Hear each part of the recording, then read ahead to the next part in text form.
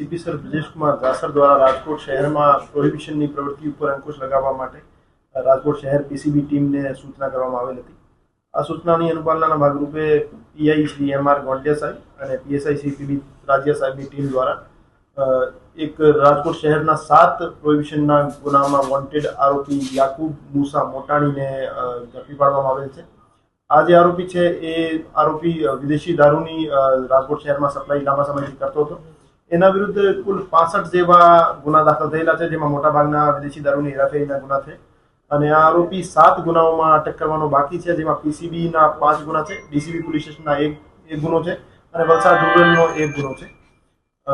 એ જે આરોપી હતો છેલ્લા 4 વર્ષથી દાદરા નગર હવેલી ખાતે ફ્લેટ ભાડે રાખીને રહેતો હતો અને આજુબાજુની વાઇન શોપ્સ જે છે એમાંથી દારૂ ખરીદતો હતો અને દારૂનો જથ્થો ત્યાંથી પાર્સલ કરતો હતો અને એક જીએસટી ઇનવોઇસ મેનેજર નામની એક એપ્લિકેશન હતી, જ્યાંથી એ ફેક જીએસટી ઇનવોઇસ જનરેટ કરતો હતો અને ત્યાંથી એ ફેક જીએસટી ઇનવોઇસ આધારે પાર્સલ અહીંયા લોકલ બુટલેગર્સને સપ્લાય કરતો હતો અને ખોટા બિલ બનાવવા બાબતે એના વિરુદ્ધ અલગથી જે ફોર્જરીની કલમો છે એનો પણ ઉમેરો કરવામાં આવેલ છે અને આ જે આરોપી છે એ ખુશ્બુ બ્યુટી કેર સેલવાસ અને બીટી બિગ બજાર સેલવાસ નામની કંપનીઓના બિલો બનાવતો હતો અને અહીંયા ઉમિયા સેલ્સ એજન્સી રાજકોટ અને મોશન ઇન્ડસ્ટ્રી રાજકોટ નામના બિલો બનાવતો હતો।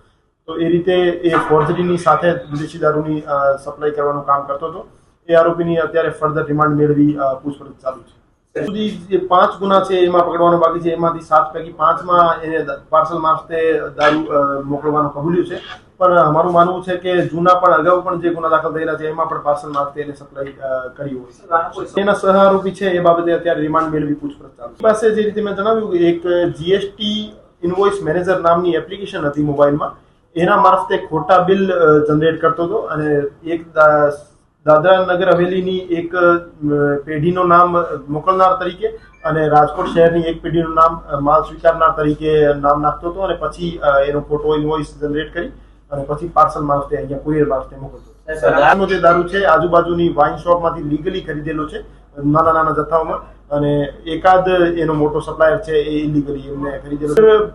એની હજુ સુધી સાઠગાંઠ સામે નહીં આવી, પણ કુરિયરનો જે પ્રોપર સ્ક્રુટની થતી હતી કે કેમ, એની ચેકિંગ થતી હતી કે કેમ, એ બાબતે કોઈ નિષ્કાળજી જણાઈ આવશે તો કુરિયર એજન્સીને પણ એમાં ઇન્વોલ્વ કરવામાં આવશે।